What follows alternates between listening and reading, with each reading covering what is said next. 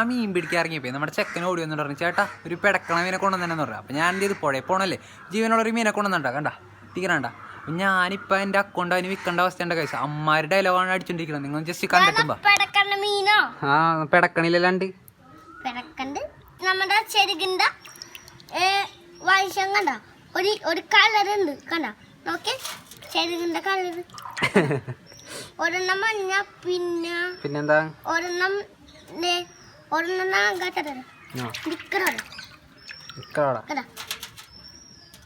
ഇതിന്റെ മഞ്ഞ പിന്നെ എന്റെ പേരെന്തിട്ടാണ് പേരറിയണവര് മുള്ളനാ ആ പേര് അറിയണവര് കമന്റ് ചെയ്യാൻ പറ. ഇതിന്റെ പേര് അറിഞ്ഞാല് അരിവലി കമ്പനിയാണ് മറക്കരുത്. ഓക്കെ ടാറ്റാ.